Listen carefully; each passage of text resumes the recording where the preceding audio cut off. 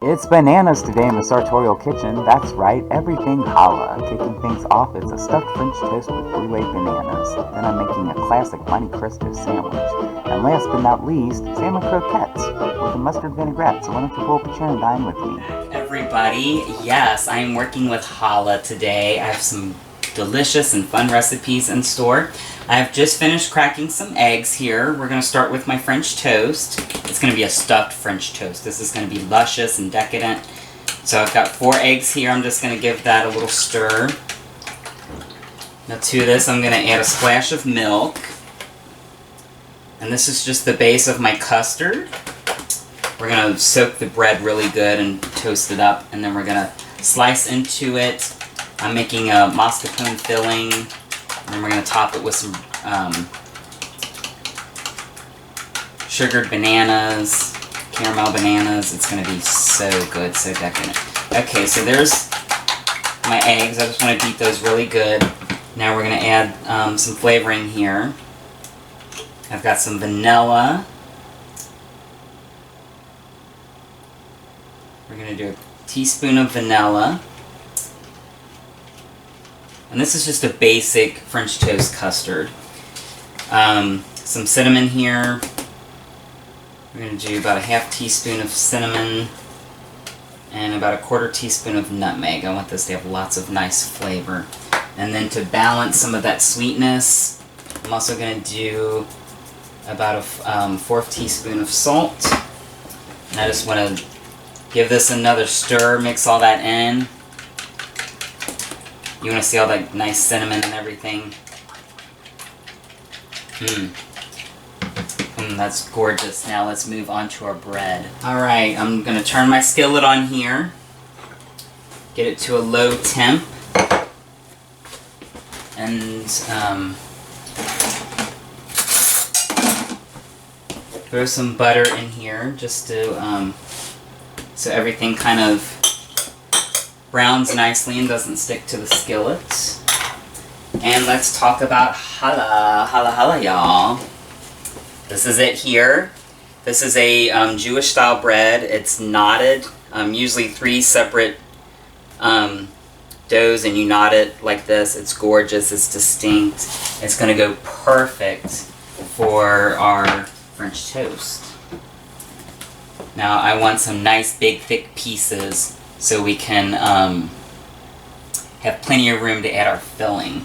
So I'm going to come here at the end, I think, and I'm going to just kind of go pretty thick here. Nice big thick slice. I'm going to save the ends of this loaf. I'm going to be making some breadcrumbs for a later dish, and I can't really use those for the French toast.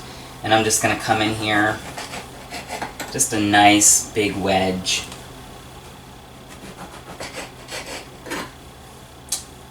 And I think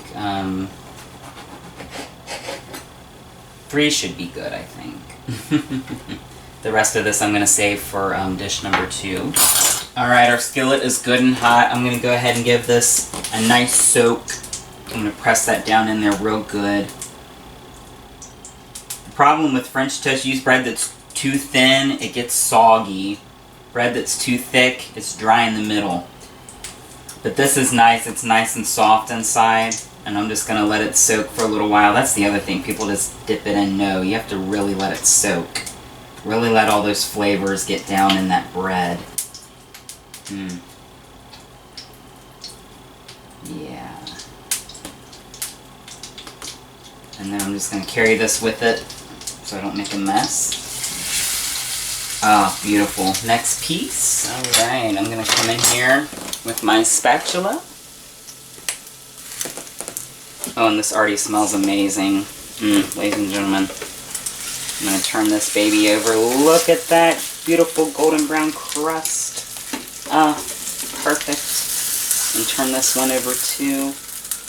I'm going to turn it over this way so it fits in the skillet. There we go. And this last to the party. This should be ready to go as well. And then literally maybe a minute or two on this side, just to get some nice color on it.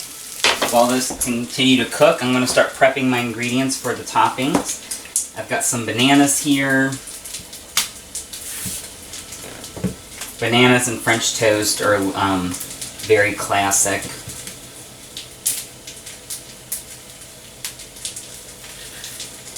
I like bananas too. They're soft and they hold up nicely to a little heat.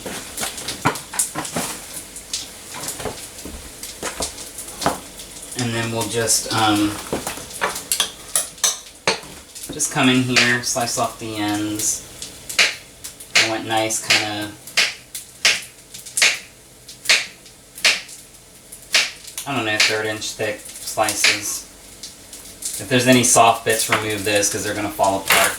Now I think these are ready to come out. Yes, they are. I'm going to turn down the heat now. Don't those look amazing? Yum, yum, yum. Alright, so I have my bananas. I need some more butter here. I'm going to do about 3 tablespoons. That should be enough. While the skillet is still good and warm. I also have some brown sugar.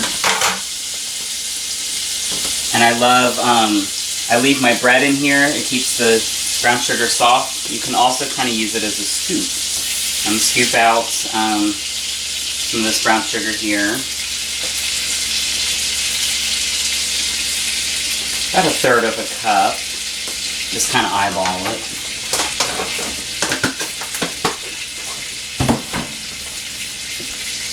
Now to cut through some of the sweetness, again we're going to add a little salt. And I've got my vanilla out still. I want a little of this vanilla.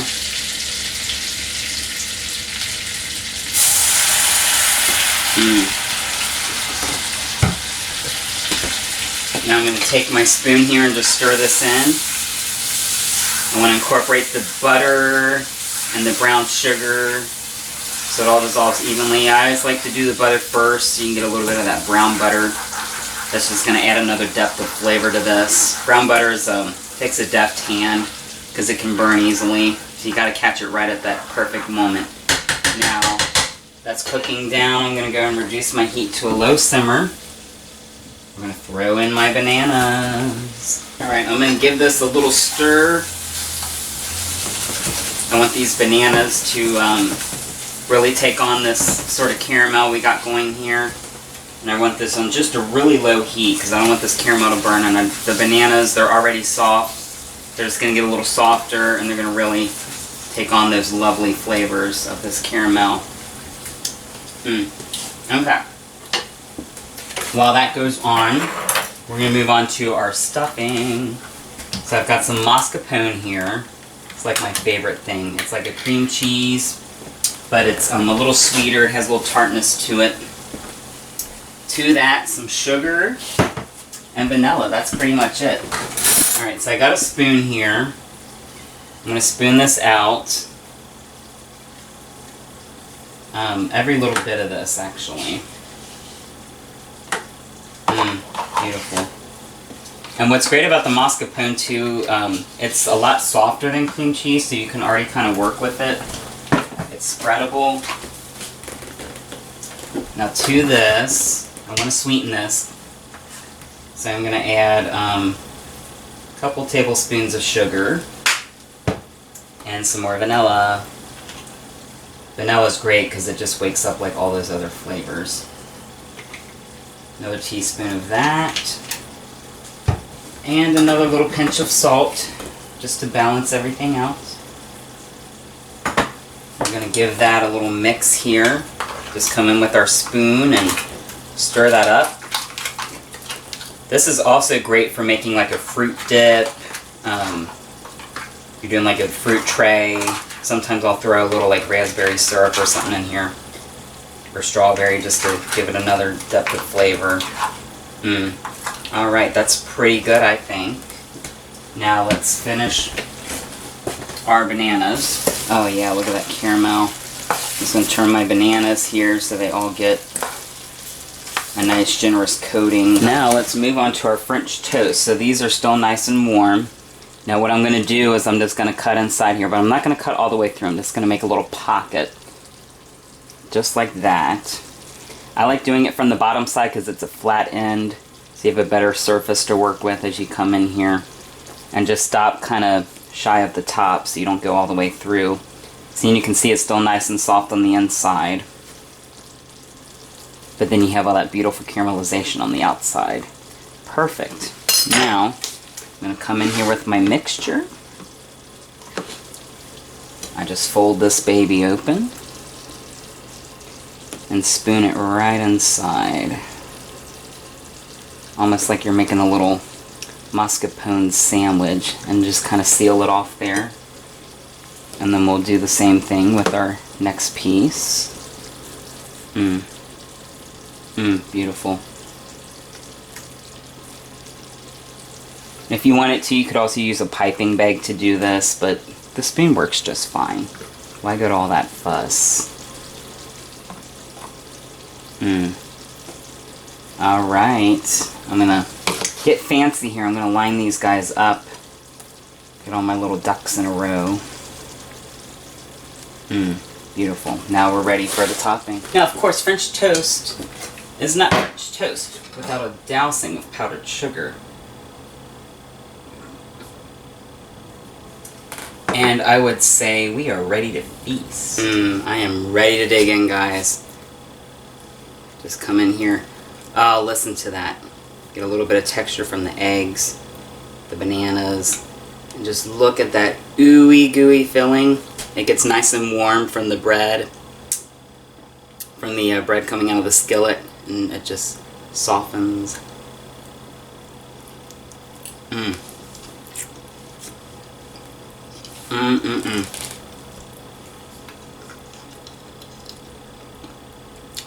Just right here, let me tell you. The bananas, they're nice and soft, nice and caramelized. The bread, it has a nice chew to it. And then you have that amazing filling. The cheese just gives it that extra oomph. So good. Okay, guys. I'm going to finish up here. And then we're going to move on to our challah lunch. And it's going to be a Monte Cristo sandwich, so stay tuned. Welcome back, everybody. That French toast was delicious. Oh my gosh. But it's time to move on to our next dish. This is a Monte Cristo sandwich. If you've never had one of these before, it's like a grilled ham and cheese. But instead of buttering the bread and making a melt, you drench the bread in custard and fry it like a French toast. So you get like a nice little mix of sweet and savory. Now, I kept it kind of sweet the first time around. I want to throw my custard in a bit of a savory direction. So I've got some ground mustard here. And I'm going to do about a half teaspoon of the ground mustard. Classic French flavors here. Some salt and some pepper. And then it's also going to go savory here because I've got some ham and I've got some Swiss. But first I want to stir this custard again just to integrate all those new seasonings. Build our sandwiches here. I've got my skillet on again. I've got it on a really low heat. Again, I want that kind of brown butter quality. I'm going to throw that in. Get it going. Okay, I'm going to open up my Swiss. I like to get all my ingredients ready so everything goes together at the same time. And then just some ham here. Now, I got some mustard out, a honey mustard. I want just a smidge of this on the inside here. Just a touch. I'm making 2 sandwiches here. And we'll do both sides of the bread for good measure. Just to give a little flavor on the inside here, and just take my knife and kind of smear that around. And now for my cheese, I'm going to start with the cheese first. I like it to be on the outer parts of the sandwich so it gets nice and melty. I'm doing a half slice per side of bread. And then we're going to come in here with our ham. This is just deli ham. You can use whatever's good. Sometimes I'll use, like, after the holidays, if I have a big ham loaf, I like to use that as well. I'm going to kind of sneak this in here on the diagonal. And then turn over, and there's your sandwich. This is going to be a big sandwich, guys. So, bring your appetites. And we'll lose this guy here. And then we're going to just come in. And again, just like before, really press down into that custard. Make sure that bread gets nice and saturated. And then come over to the other side. And then what's great is that custard kind of drips down onto the ham and the cheese, so everything is going to get a nice little crisp on it from being in the skillet. And then we'll go ahead and drop in our first sandwich.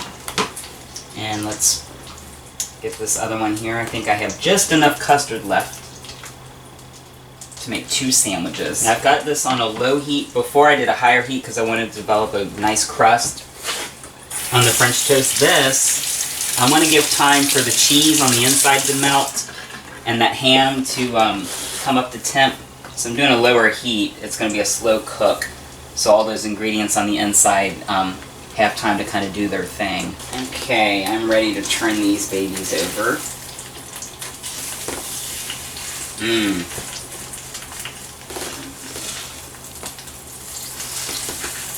Beautiful.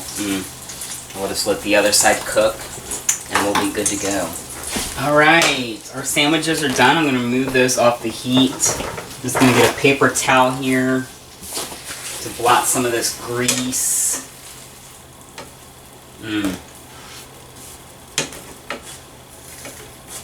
Oh yes. Set that baby aside. So good. Now let's dig in. Alright, now I'm just going to come in here. You can see where that cheese has gotten nice and melty and the ham's got a nice crust on it.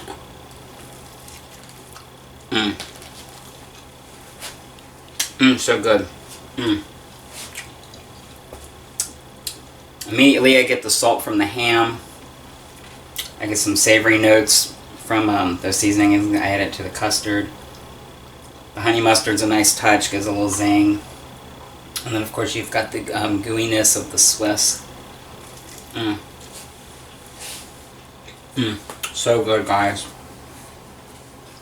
Nice and flavorful, savory and sweet. So good. Alright, I'm going to clean this up. And we're going to move on to our entree.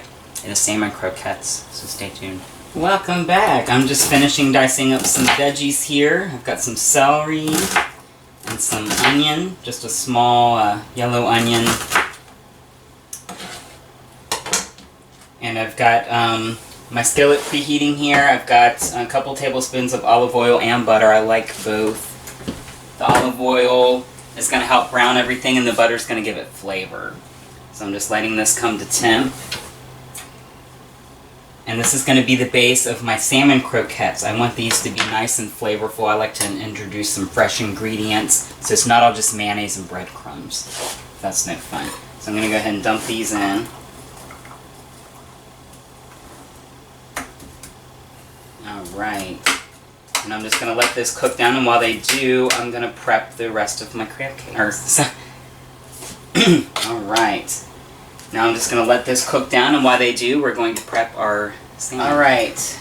I'm going to add some salt to this to help draw out the natural juices here and to give it some flavor, and some pepper as well, also because we season in layers. Alright, now I've got my mixing bowl here. My breadcrumbs are already in here.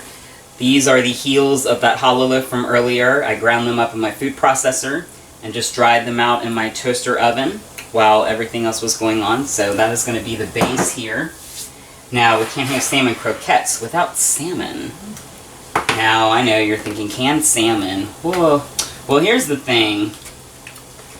I'm not going to spend the money on a nice salmon flank or salmon steak just to grind it up into a patty and fry it. So canned works just fine. You just want to drain all that juice because that's going to make, that's going to keep our mixture from binding together. And you want to make sure if you're using a canned salmon, get a good one. You don't want one that punches you in the face as soon as you open it with that aroma. And this one's got that nice pinkish color to it. I'm just going to drop that in. And I got 2 cans here. We're going to make some pretty big croquettes. So I want to make sure this is nice and meaty. A lot of problem with croquettes. It's all mayonnaise and breadcrumb. That's no fun. And we're going to dump that in. Beautiful. Now I just want to take a fork and flake this up a little bit before I mix everything in. That way you get nice piece of salmon in every bite. And we're going to give our veggies a little stir here. I just want them to get nice and cooked down, not caramelized necessarily, but I just want them to be nice and soft and translucent. So I'm just going to let those go a little longer, and they're going to end up going into our cakes. Now I've just got a few other things here. Some roasted red peppers. I want this to have some sweet heat to it.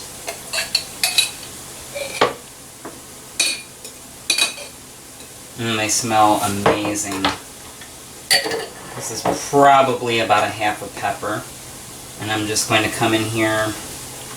These are already cooked, so we don't have to saute them like the onions and the celery. And I just want to dice them so they're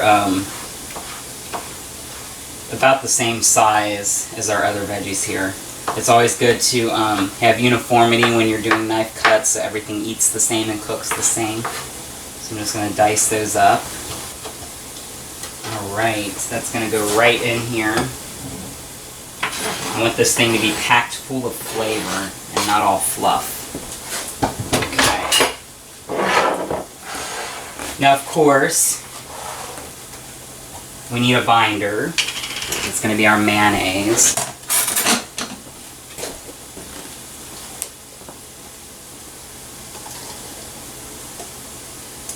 I'm going to do about a half cup of mayonnaise just to help hold everything together.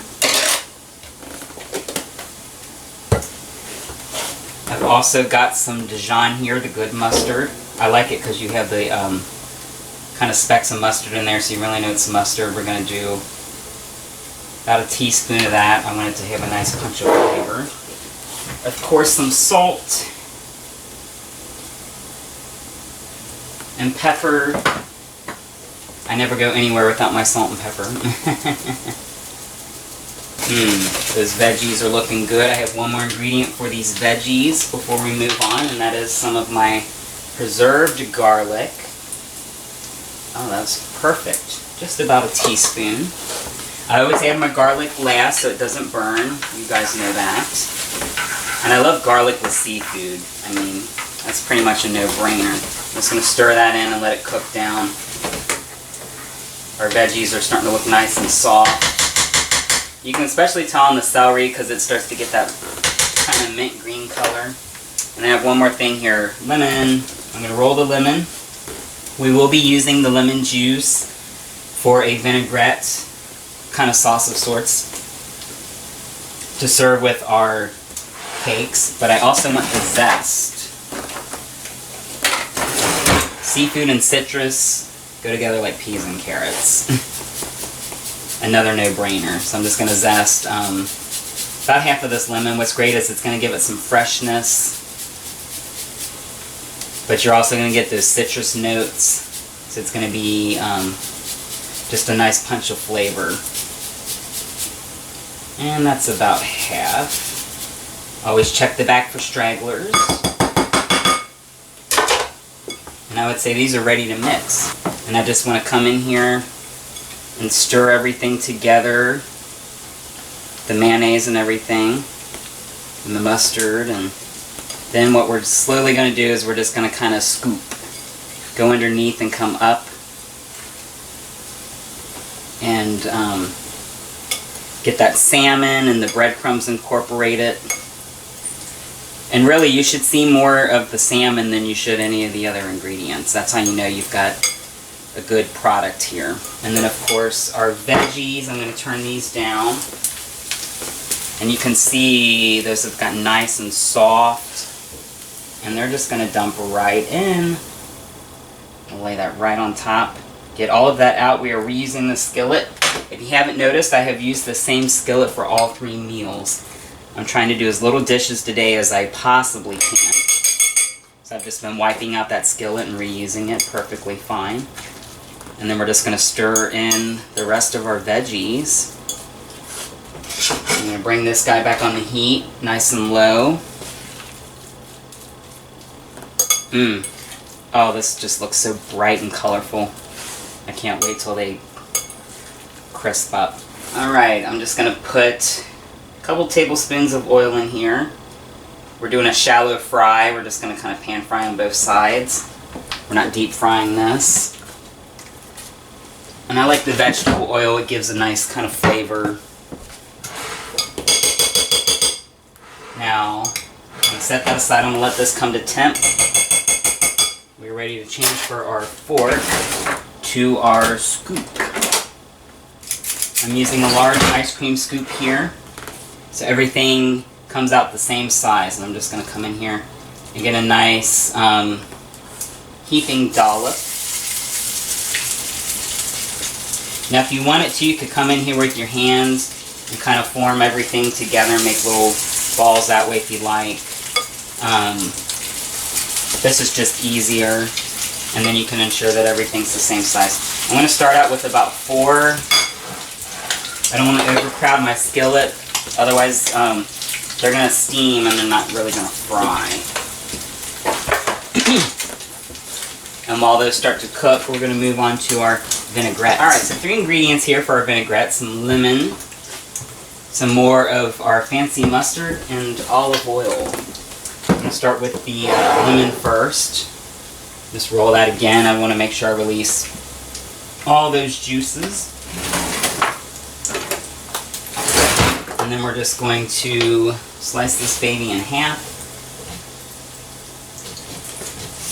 If you haven't figured out yet, I love lemon.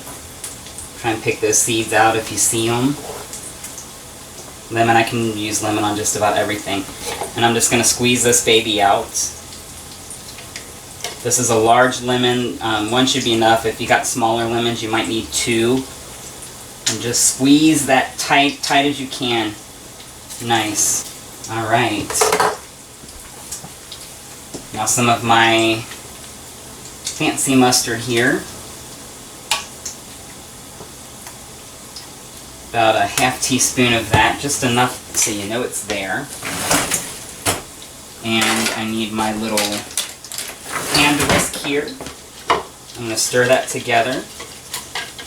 And then we're going to drizzle in some olive oil.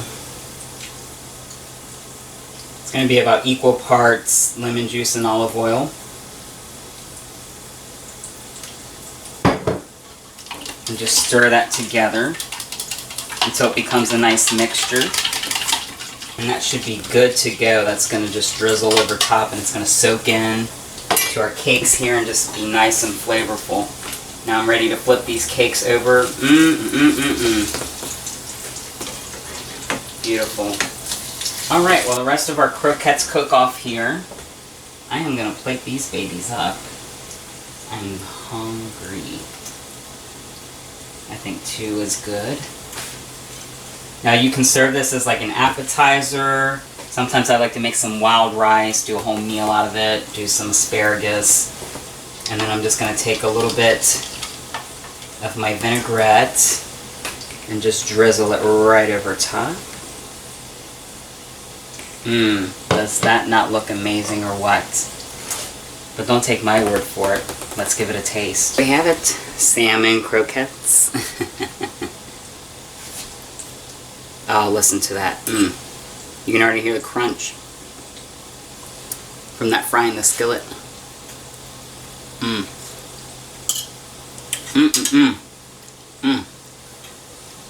So good. They're moist. That salmon, it's flaky, it's delicate. You get the crunch from the that outside batter. And then you get the additional texture of all those veggies I threw on the inside. It's good to give this some filler that isn't just breadcrumbs and mayonnaise. And then you have that beautiful sauce over top. Just gives it a bright freshness, acidity, and a little zing from that mustard. So good. I'm going to finish up here, finish frying those babies up. But I thank you guys for joining me once again. As always, like and subscribe, and until next time.